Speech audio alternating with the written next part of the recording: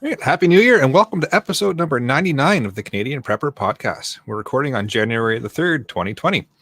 My name's Eric. I'm the host of the show based in Southern Ontario. I'm a hunter, target shooter, ham radio operator, and computer geek.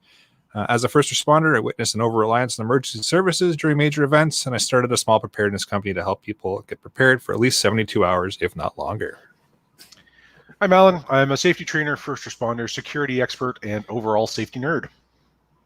So I want to help support the show and keep the Canadian Prepper Podcast on the air. You can buy us some swag. We've got the Canadian Prepper Podcast t-shirt and the tactical Velcro patch at preparedness.ca. All proceeds help keep the lights on and the backup generator fueled. And they are very snappy. They are snappy and tactical. Tactical.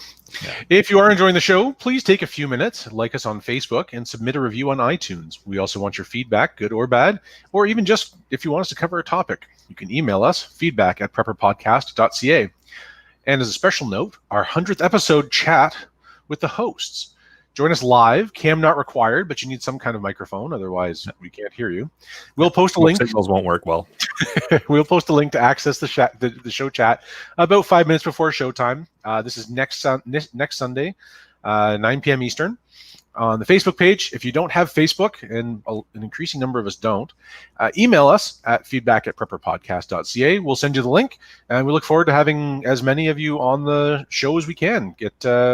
Get some live Q&A. You can ask us whatever you want. The burning questions like how does Ian actually do all of those things and still have a job? Why hasn't Hugh showed up for a couple episodes? And where's that Tyler guy? Yeah. So we'd love to have as many of you on as we can. It's a milestone for us, 100th episode next Sunday. That is the 10th of January. Yep. There we go. That's how math works. That's good math. Yep. 10th, I did not look at my calendar at all for that. The 10th of January, 9 p.m. Eastern. Come get us on the on the show. Join us on the show. Yeah, it's gonna be a lot of fun. I think so. So if not, we'll just be drunk. Well, yeah, exactly. Pour yourself a drink and hop on the chat with us, and we're gonna happily answer some questions and get some banter going back and forth, and hopefully have a fun evening of it. So hopefully. Yeah, well, with that, we've got some blacked out content for you in this episode. We're going to start off with some preparedness-related news articles. We'll let you know what we've done for our preparedness since the last episode. Then we're going to get into the main topic. We're going back to power outages and back to some basics in the preparedness world. So let's move into some news. The greatest of the resets. Absolutely. Put a couple of articles about some recent blackouts.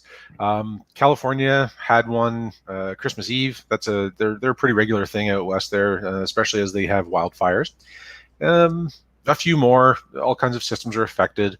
And what is happening more and more is that we're seeing rolling blackouts, especially during the summer when the demand for power is greater. That some areas are seeing rolling blackouts as opposed to unplanned outages. So that's a thing. Be aware of that.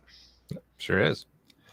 So I've got a couple of articles here. First one is, if you weren't paying attention in Ontario, the Ontario-wide lockdown for COVID-19 is now in effect. So depending on where it is you're located in the province, you're either a 28-day or a 14-day lockdown.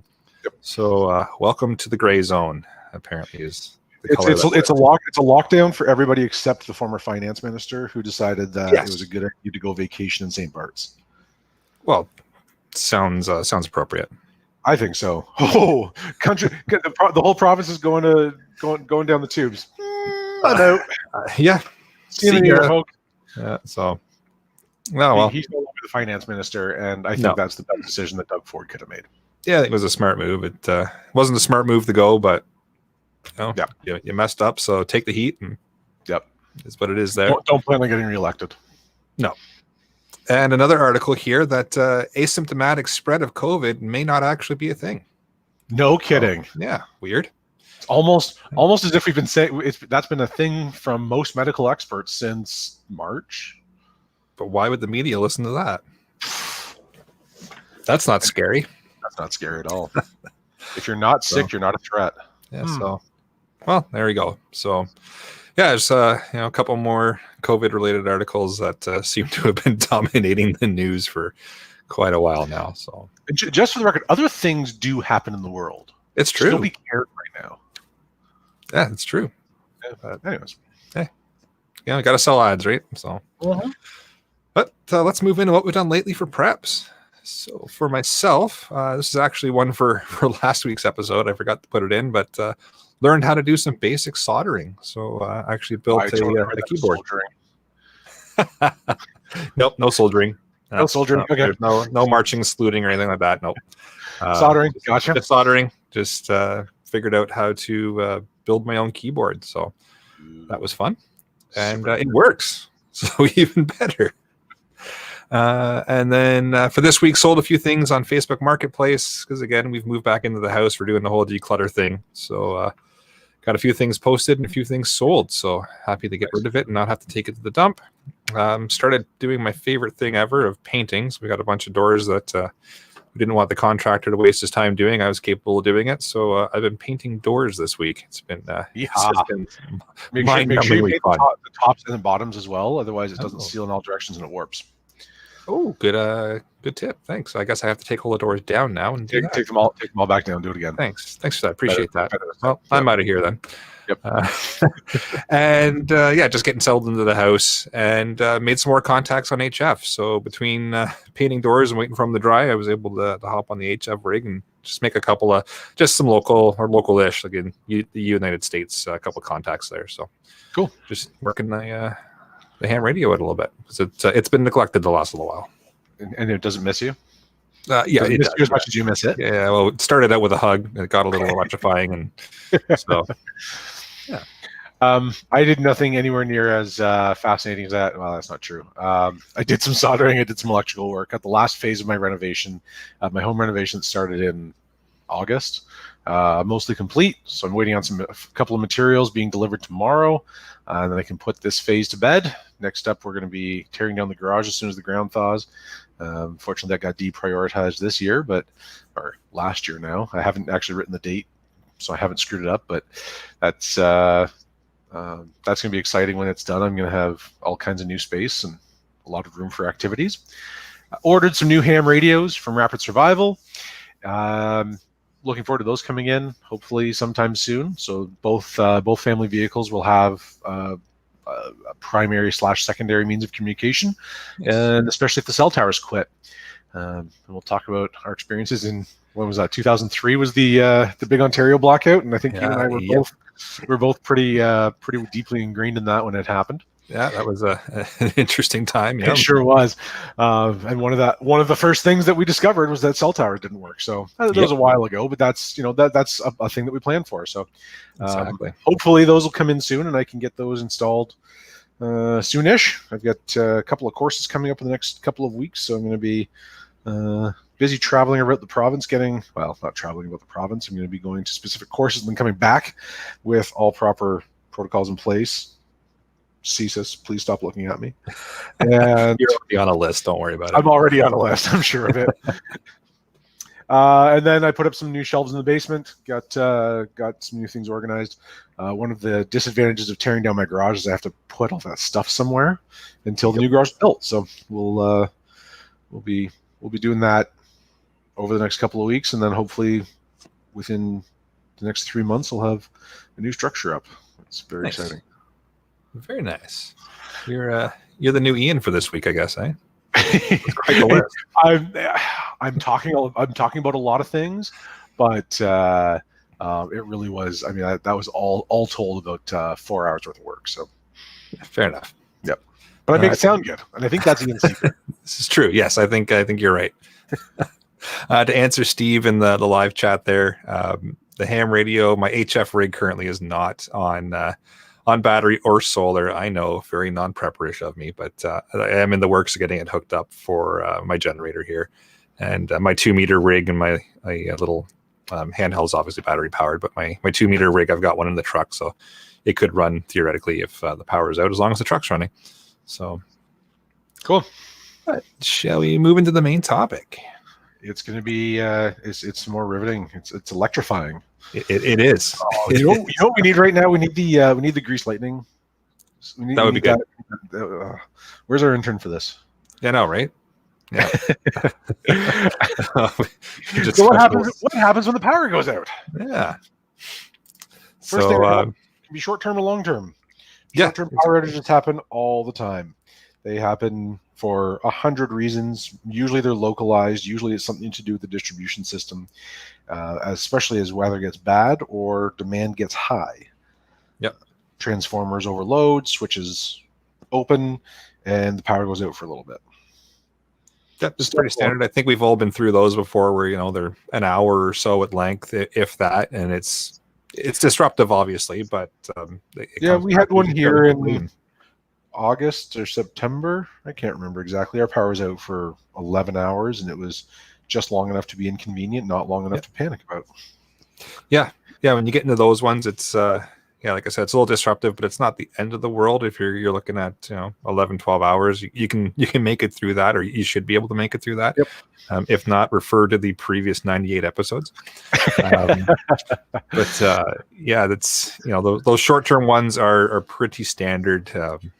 They happen. It's usually some things happen, either weather related or an accident has taken down a pole or something's occurred, and it's it's the first step is to kind of figure out, is this going to be a short-term or a long-term power outage, and that some ways you can do that is just listening to your local media, right? If it's sometimes they are right. Yeah, sometimes they are. Sometimes they're not. But throwing on your radio, whether it be FM or AM radio, or even your ham radio, a lot of the time, if it's going to be something a little bit more significant, there'll be a net set up in the area on usually like your 2 meter.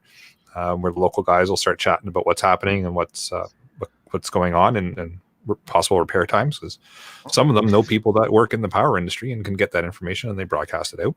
And a lot of utilities, I know where we're serviced by Hydro One, which services most of Ontario. They have an app, so they're an outage map. So on their website, you can see who's affected. You can see how long, and they'll give you an estimate, and that estimate is wildly inaccurate most times. I think that my last outage here, they said that we were due back on, that the power went out about 11 in the morning. They were due back on, they said it was due back by 3 in the afternoon, so we said no big deal. And then at 3 in the afternoon, they said 4 the next morning, and we said, or they said 24 hours, which was a little strange. So we made other plans. We emptied our fridge and took it over to a neighboring town where we have friends that weren't affected, and so we were able to keep our perishables safe. And then like 4 o'clock in the morning, the power finally came back on. So the estimated times will update. They'll always say 24 hours first, and then they will update if they know a little bit more, which is both good and bad. I'd say more bad than good, but it depends on what they see when they get there. So they'll always say 24 hours until they have a better idea of what's going on. So even if it says 24, just be aware that it's probably going to be less, and unless there's something that goes really, really wrong. Yeah, I find that app to be quite useful as well, especially because I travel quite a bit for work, so I'm not always home. I'm sometimes gone for a couple days to a week at a time. So having that app, even when I'm away, it still alerts me that the power is out at home.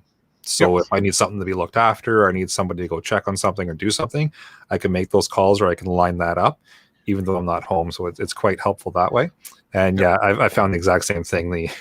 The estimations of restoration are wildly inaccurate. They're either way overstated, and then you get the power back way sooner than they say, or like you indicated, it's they say it's going to be sooner and it's way later. So don't bank on those times, but it definitely gives you an idea as to how wide the problem is, and then you can kind of gauge from there, using your own mind, how long you figure it might take them to restore power. Well, I mean, where I live in 2003, there was a cascade failure of the electrical grid.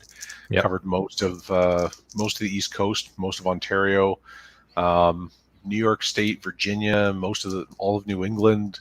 I forget exactly how far south it went. I think the Carolinas were affected as well. I believe you're right. Yeah, it was a large area. It was huge, and it all started because there was a heat wave, and there were so every air conditioner in the country was running, and there was a transformer that failed. I want to say it was in Philadelphia.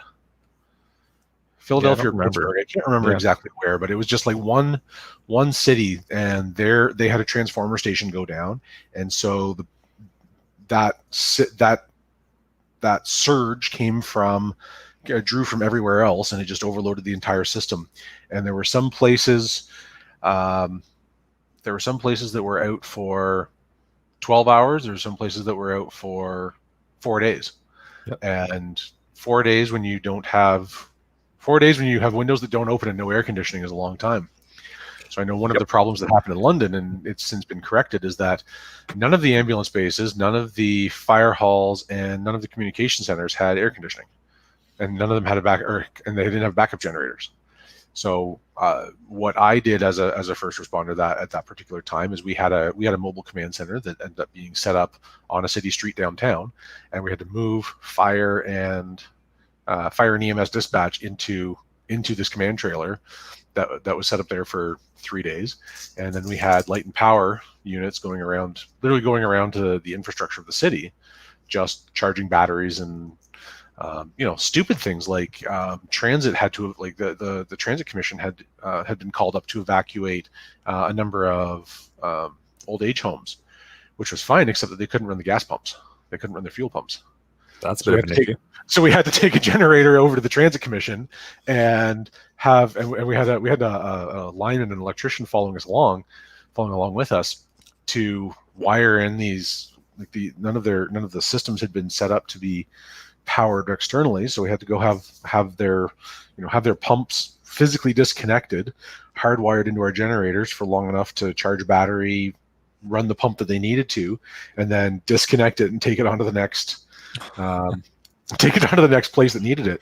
But even if for some of the lower priority, like people who are on home oxygen, if you're on long-term oxygen, a lot of people have a generating unit as opposed to changing bottles all the time, which is great, and it usually has a couple of hours of battery power, but not 4 days worth. So we went around to a number of homes and just charged batteries and made sure that people were still breathing okay, because that prevents emergencies rather than having to respond to them, which was good planning to at least have a basic list of who had that and be able to respond to it instead of having somebody wait until they couldn't breathe anymore and then call 911 and then it become a real problem. Yeah, that's an interesting point too, is not everybody would think of that as something to plan for or something to think about, because maybe you don't rely on oxygen, but maybe somebody that does. Have the chat with them and see if they have some kind of a plan if there's a further power outage than what their battery system will allot for. It's a smart thing to have, because you need oxygen. Absolutely. Especially like whatever it is you rely on. I mean, if it's oxygen, if it's even with people who are diabetic and you have to keep your insulin cold, right? It has to be refrigerated. Yep, it does. I don't know if that's still the case. It's been a while since I've spoken with anybody that's insulin dependent, but that's another potential problem. Do you have a plan to deal with that?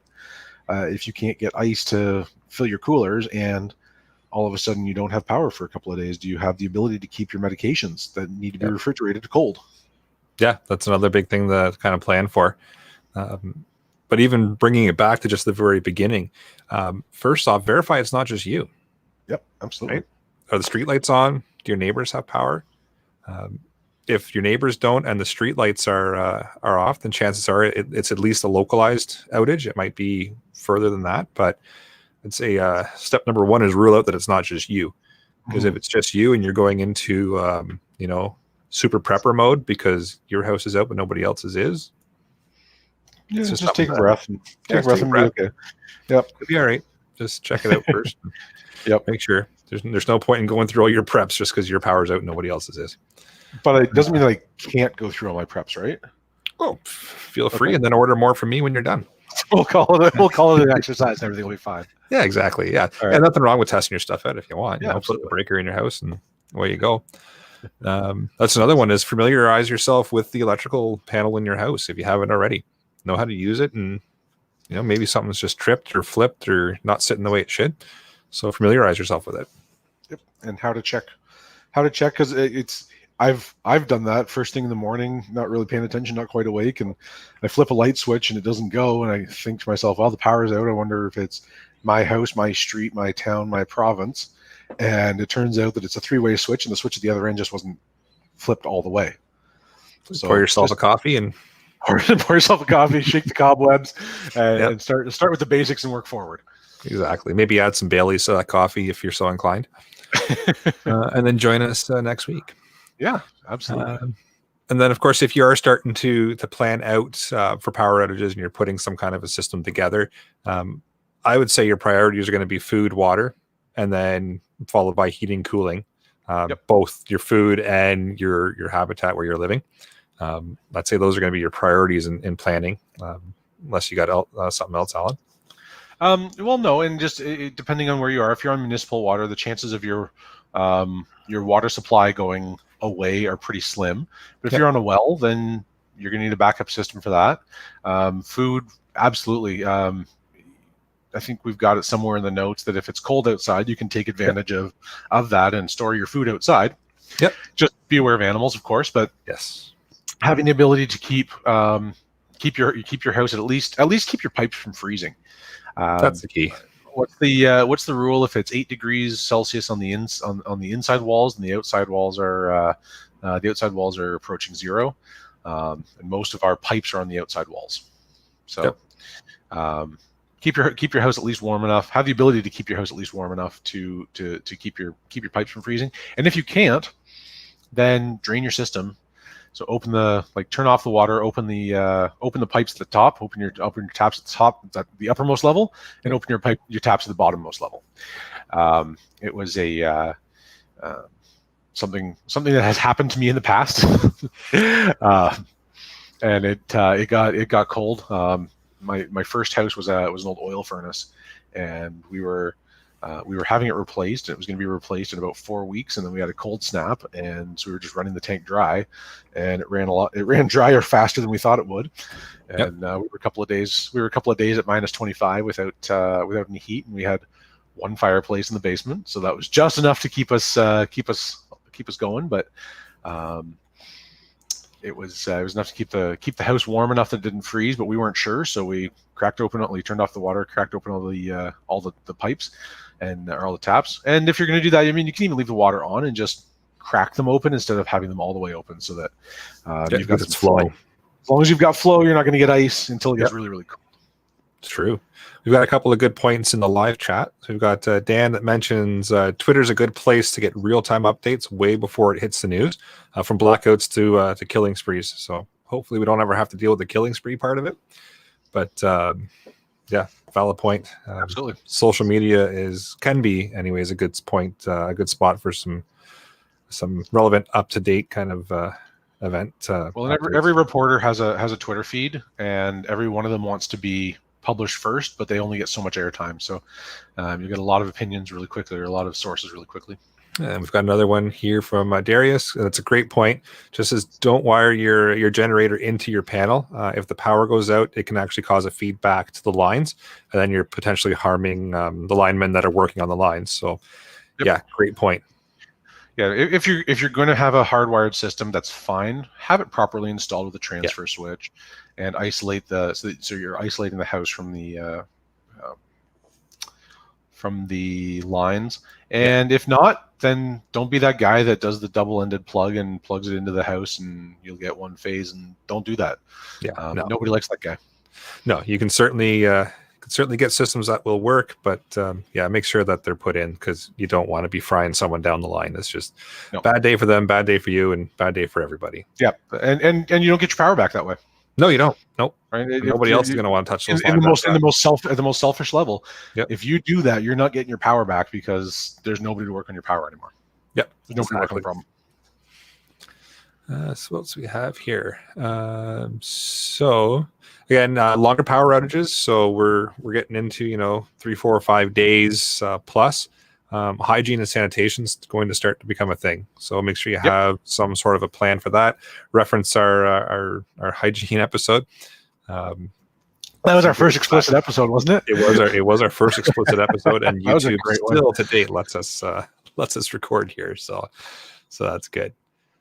But yeah, definitely hygiene sanitation is going to be something you're going to want to take care of. We've touched on medication, but again, be aware of it. We said with the insulin, make sure you got a way to keep it cool. Other medications also going to have variables that you need to be aware of. Well, and also if you're plan ahead, it's going to take a little bit longer to get what you need from your suppliers. If your pharmacy doesn't have power, chances are good they're not doing any transactions. So you might have to get it sent. They might have to get it sent from somewhere else in order to keep you happy and healthy. So make sure you're well stocked for that.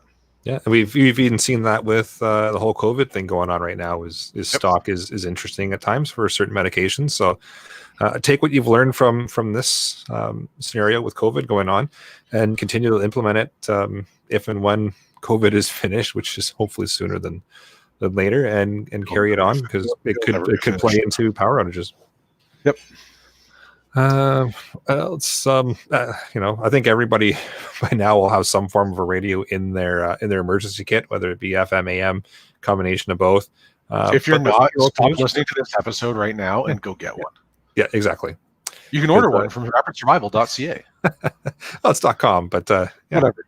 you bought the wrong domain. Okay, whoever wants to go register.ca, go for it. rapidsurvival.com. Yeah, go get it. But yeah, like that's going to get you all of your local updates. It's going to let you know if something else major is going on. Hopefully, again, Twitter is a great option as well. It's probably going to be a lot faster than FM AM radio. But if it's been a little while, you're going to get the information there as well. Especially if you don't have a way to power your mobile devices, you can get crank radios and such to listen. Yep. And then we've got restoring your own power. So again, just safety first with that, and you don't want to zap yourself or the guy down the line, like we mentioned. But so generators are probably the big one. Get the biggest generator you can that's practical. My generator that I got this year is about a 3500 peak, 3,000 running watts, 3,500 peak, or surge, I guess is the rating. We've done an entire episode on generators, I believe. I believe we have, yeah. Yeah, I think we have. Go back and find that one. There's a lot to know about portable generators. There's lots to know about stationary generators. You can have stationary generators that are tied to your natural gas lines, which is probably the best. I guess that's the ultimate FU to the grid. I absolutely love mine. It literally, the power goes out, you count to 10, you hear the transfer switch flip over, then you hear it rev up, and then the lights come back on. It's great, and it's on the natural gas line. That's amazing. Yeah. When you're planning your power systems, make sure that you can power your sump pumps. Yeah, just one of those things. That I can hear my sump pumps running now because it's been raining for the last couple of days, and make sure you can power your sump pumps. A battery backup is good. Those will only last for so long, especially in foul weather. Just be able to power those and plan for it. I mean, run a test on your generator. Make sure you can run all the stuff that you can that you need to. Right? You count the wattage of all the things that you want to power at the same time. Add it all up, and then make sure that your generator can run it. You don't have to run your generator. You don't have to run your fridge on your generator all the time. You just have to get it cold, and then you can unplug it for a while. Yep. And speaking sump pumps, make sure if you're on a well system that your generator can run your pumps for your well. Because no power, no water. Power, no water. Yep. That's a bad idea. Yeah. Solar is the next one that we have. I can speak to the benefit of solar. I got a foldable panel from Rapid Survival earlier this summer.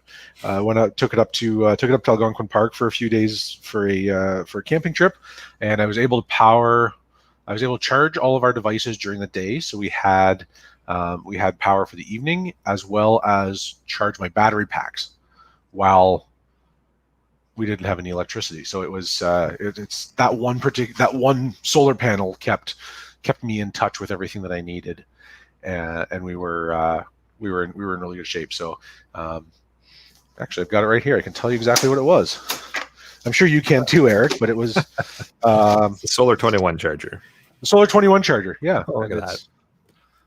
Pop my camera on. Hopefully, I don't freeze the internet. That's what it looks like. There it is, right there. Does a great job. Phenomenal tool. Just do yourself a favor and keep a couple of extra cords in it so that you don't have to look for those when you go to power it up.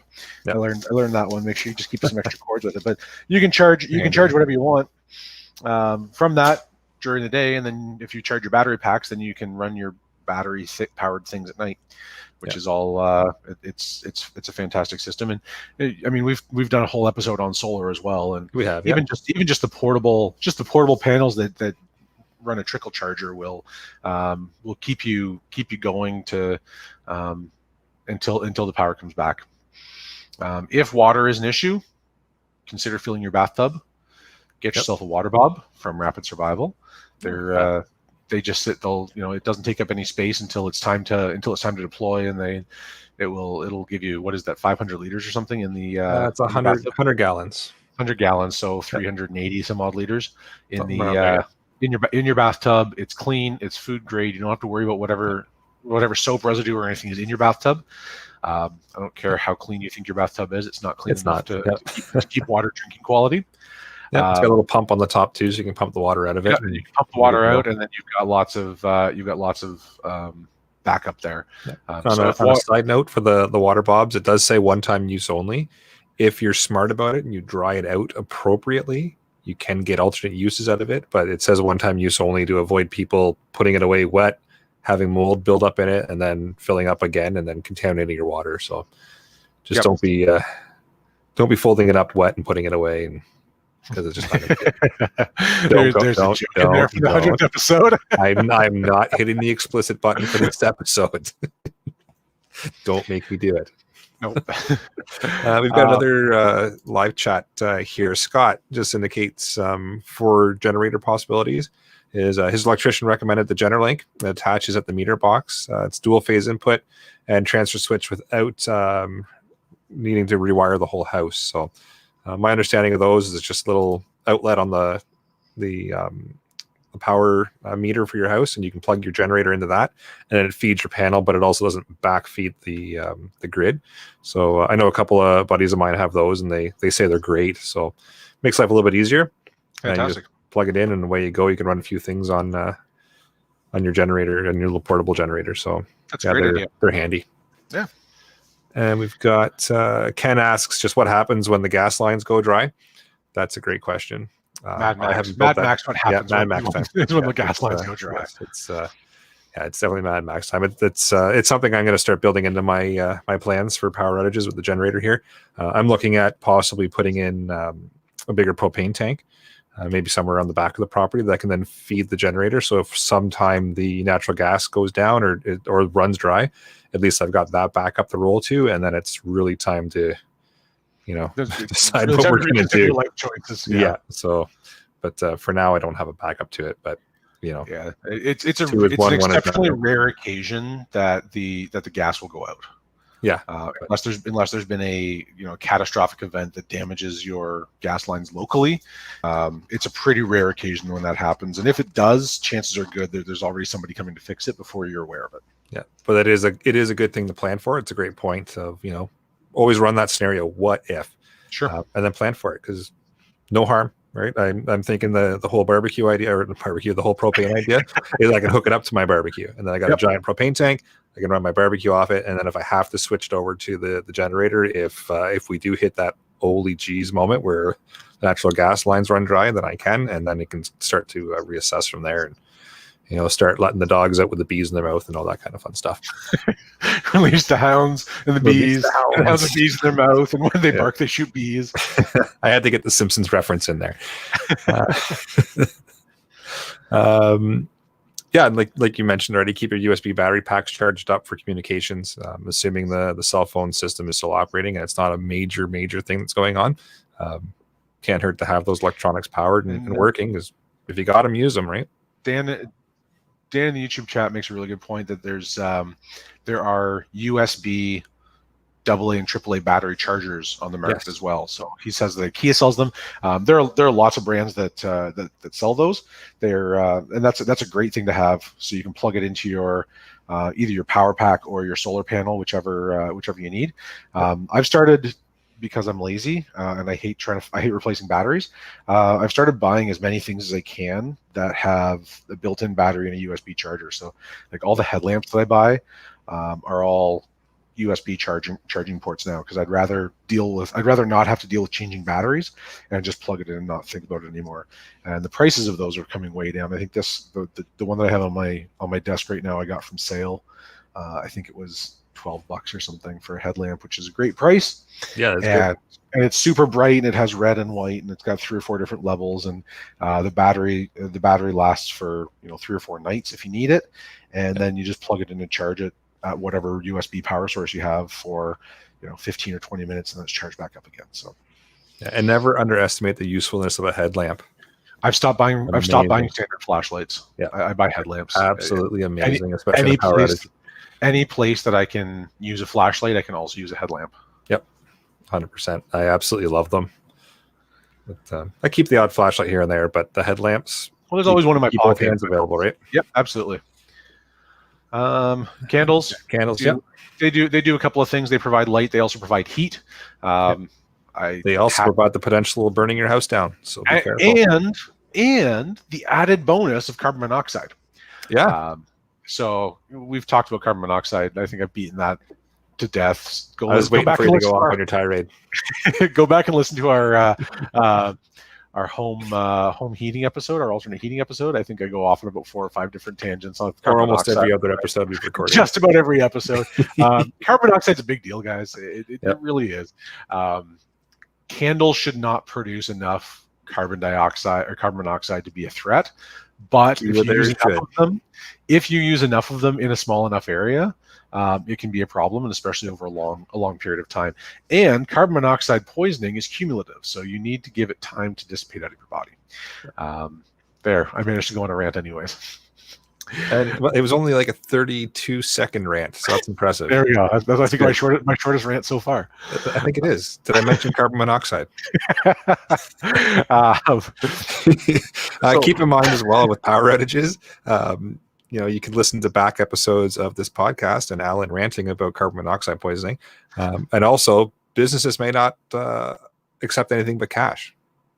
I know we've said that on a few other episodes as well, but keep that in mind. Yep. Well, anytime communications are down, a lot of businesses will want to still operate. I worked at one place where we had a lot of charge accounts. We had a lot of commercial accounts, which was really handy, and we were without power for 7 hours of a business day due to a transformer changeover that the utility didn't bother to let anybody know about, and we were hand bombing orders, which was awesome when you've got 35,000 SKUs, and wow, that's a lot of SKUs. It's a lot of SKUs.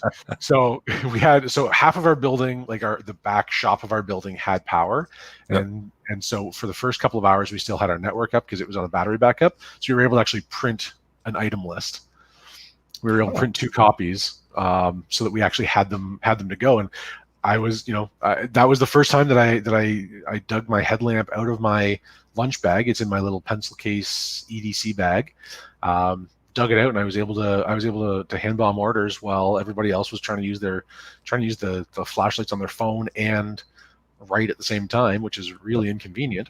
Sure. So the headlamp played a great was a great feature there, and then we were able to input all those orders after, so we could accept cash, or if you had an existing account, we could charge you. Otherwise, you weren't getting your product. In a disaster situation, right, like a natural disaster, that might mean that you can't get the plywood you need to board up your house. So keep some cash on hand just in case. Yep. Up back to the top of our list of things here. Don't forget to report the outage. But don't call 911. Do not call 911 for it. This is not a 911 emergency. Unless there's absolutely some sort of emergency tied to it, like there's a car wrapped around the power pole. If something's on fire, it's an emergency. If the power lines are down and they're running over a car, that is an emergency. Yeah. Call 911. If the power is out and there isn't like you look out your front window and there aren't power lines on the ground, please don't call 911. There's no car wrapped around a power pole or something. Yeah, that's a simple call to your local utility to say, hey, I pay you folks. Why is my power out? And most of them have that report an outage thing on their app or on their website. I would suggest trying to go through that first. Yeah, absolutely. And 9 times out of 10, you're going to find it's already been reported, but there's going to be that one time where it hasn't been, and you're the first one to report it. So at least now you've got the wheels in motion, and somebody's coming to help restore it. Yep, and you might just get a little nugget of information about what the cause was and how long. That can give you a clue as to how long it's going to be. So exactly. Report it, but don't call 911 unless there's something actually on fire or somebody is trapped. Then don't call 911. Yeah. Can I say that again? Don't call 911 to report a power outage. I knew you'd go on another tirade. They know about it, trust me. Yeah. This one was 39 seconds, a bit longer than the last one. Cumulatively, I'm under 2 minutes. I think I'm still good. I think you're still good. Yeah. It's still not nearly as long as Ian's what we've done lately for preps section. So we're good. Well, I just noticed we're down to the end here, and we're only 40 minutes in. That's what happens when we don't have Ian on the show. Yeah, I know, right? It's between Ian and Hughes, we cut out 10 minutes of our intro. Yeah, we did. It's pretty good. But, it's like power outages are like a staple for preppers, right? It's something that everybody kind of starts with if they're getting their packs together. There's always that what if the power goes out thing, and it's a basic thing to get prepared for. It's something you can just sit down and plan for one evening and get a kit together for. And we want to kind of revisit it for this episode and get back to some basics because why not? It's the good stuff, and it's one of those things. It's the low hanging fruit of prepping. You can really easily prepare for this by making sure that your barbecue tank is full so that you can still cook your food. Yep, exactly. And by the way, your food will rot slower if it's cooked than if it's raw. So if you've got stuff, empty your fridge first. Your freezer will stay colder longer if it's full. Empty your fridge first, cook all the food, and then you have less to keep cool and you have less potential to get sick from it.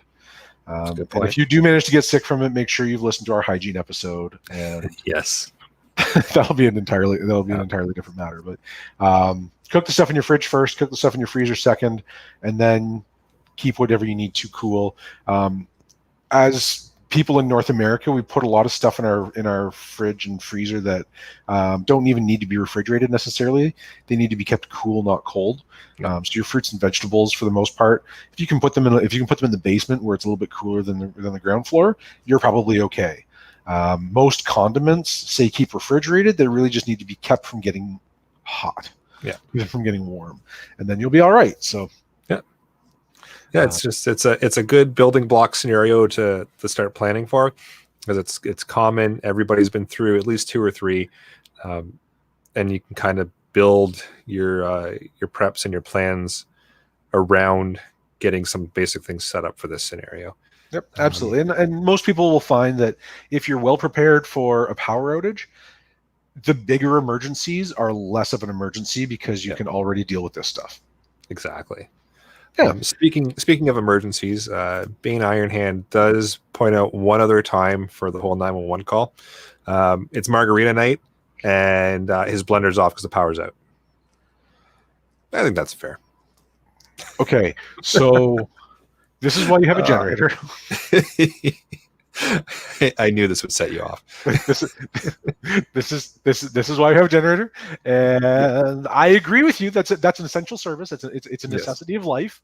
Margarita night is a very terrible night to have disrupted by power outages. It is. Don't call 911 for it. Don't call 911 for that. Every emergency service out there has a non-emergency number that you can call. So you can call your local fire department by their non-emergency line, and they will get to you when they're not busy, and then you can ask questions and get advice. You don't have to call 911, even though you might want to. Shout out to our dispatchers, by the way. Dispatchers do a great job, and without them, we'd be really bored. So we'd have nowhere to go. We'd have nowhere to go. So shout out to our dispatchers who really do take the brunt of society's. And I apologize to all the call takers who are going to get calls about margaritas now. Sorry. I'm sorry. We're gonna have to seize these for evidence. We'll return the container to you at some other point. Yeah. Yes. Yes. There we go. But there we go. So yeah, we beat that one. But yeah, the whole idea of doing this episode was just back to basics. Something easy to prep for. It gets your kit kind of set up and ready to go, and you can build from there. And nothing wrong with going back to basics, because it, like Alan said, if you can get through a power outage, you can probably get through a lot of other emergencies that you're going to run into, whether it be bad weather, or you're snowed in or stuck in, but the power is still on, something like that. You're going to be able to get through that. You're going to be able to get through a lot of things. So absolutely. And with that, I think we'll move into the podcast challenge. Your podcast challenge for this week is pre-plan what warrants a 911 call when the power goes out. Hint: it's not very much. No, your podcast challenge for the week: find one way that you can operate without the grid, without being able to plug into the grid, and let us know what that is. You can let us know what you did. Send us pictures on our Facebook, tag us in your YouTube videos, send us an email, feedback@prepperpodcast.ca, or however you would like to reach out to us. Maybe save it up for next week and talk and tell us about it when you come on the show. Yeah, and we'd like to hear about it. Yeah, I'm looking forward to next week's episode. That's gonna be. I think that's gonna be a great time. Yeah, I hope it gets to the point that we have to cut it short, just because we've been chatting for so long. I hope so too. I don't see how it's not going to be like that. Yeah, I'm willing to stick around for as long as we have to. So yep, make it an all-nighter. Why not? Sure. Yeah, sure. I've got a course next morning. It'll be fine. Yeah, don't worry about that. It's not till the morning. that's future challenge. That's morning Alan's problem. Yeah. Okay, what do we got for upcoming events? Fingers crossed, TACCOM 2020, which was delayed until April 23rd to 25th of this year. Fingers crossed that will still be happening. As of right now, it has not yet been rescheduled. I think we'll see what happens as we get closer, of course, because we were expecting the 2 weeks to reset, 2 weeks to flatten the curve a year ago, and yep, it's true. Bane and his I do like searching his hand crank blenders. I love it. Bane, if you find a hand crank blender, please let us know. We're gonna need a video of you making margaritas with it. And actually, if you find one, get it prior to next week, and then come on the show and let us know how it works. Yep, absolutely. I think the challenge has been extended. Yep. So TACCOM 2020, hopefully it'll be April 23rd to 25th of 2021. Shows the details for the show and the tickets and the link in the show notes. Maple Seed events are somehow still happening somewhere, some places. Maple Seed is a great way to get to know firearms, become a better shooter. There are all kinds of volunteer opportunities and great fun, good times. Excuse me. MapleSeedRifleman.com is the website for that. Yeah. And Ian put a YouTube link in there, which I really hope is just a. I didn't click the link because I'm on a public network, but I'm afraid to click the link as well. Apparently, it's a YouTube link, so hopefully that's what that is. But I imagine it's a link that tells a little bit more about what those Maple Seed events are. I'm guessing that's what it is. I'll verify it before I publish the show notes. If you don't see me next week, you know it wasn't a good link. Yep, there you go. And finally, again, fingers crossed, March 5th to 7th, the BC Sportsman Show. Again, link in the show notes. And that's one of the last events that we're aware of that's still happening. Has not yet been canceled or rescheduled. Again, it's early in the year, but that's a thing that's happening so far. And again, link in the show notes, bcsportsmanshow.ca. I'm rather enjoying all the messages in the chat here. We've got gas-powered blender and a bicycle-powered blender. Freeze your hands to hold the drinks. That's brilliant, Scott. That's brilliant, Scott. That you design it, I will buy one. Absolutely, me as well. Because I'm burning calories and drinking tequila at the same time. I'm about that. And then our 150th episode, we'll just have a margarita party. Oh God, I like it. We're all gonna have to be in the same room and take the next day off. Yep. next couple days. So one other upcoming event we've got coming up is the Radio Amateurs of Canada. They are still accepting registrations for their basic ham course, but they have posted that registration is ending soon. So if you're still interested in doing that course, make sure you head over there and sign up for it. It's going to be a good course. like I said before, I rather enjoyed their advanced course. The instructors are very well educated and very knowledgeable. So head over there and sign up. It's not expensive to do. It's $50 to register, and I think it's $50 for the textbooks. So you're $100 all in. So it's not terrible. So that's awesome. Check them out before they close up, because who knows when they're going to do the next one. So absolutely. We move into some shout outs. I generally don't like enough people to shout them out. Today I will make that exception for Bane, Ken, and Scott in the live chat, because that's been entertaining for the last 15 minutes. I've been enjoying fantastic. Yeah, I rather enjoy when the live chat is active like this. It's a lot of fun. It sure is, and it makes me hopeful for next week's live episode. Yeah, absolutely. I'm still picturing some kind of like riding lawnmower that has a blender PTO on it. Ooh. Yes. And if you could get on that for us, then I'd really appreciate it. That would be good. Yeah. Mow the lawn, make a margarita. Yeah, that'd be good. I think I'm okay with that. That little magic bullet margarita mixer. I like it. So I've got a couple of shout outs. One to Paul, our newest Patreon at $2 a month. Appreciate that. That's awesome. And Ranch Outlaw, thanks for the email. He's been a long-time listener for us, and it's great. We were discussing the email off the air.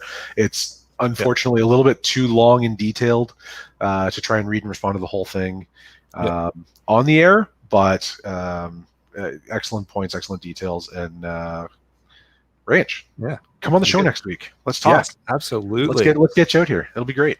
It'll be awesome. So as far as iTunes reviews go, nothing new written there anyways. There's been a couple of 5 stars come in, but no for written emails. Or guys, tell us what you think. Reviews. So yeah. Good news is good news, but let us know what's going on. Exactly. We love reading that stuff. Yeah. Oh, it's great.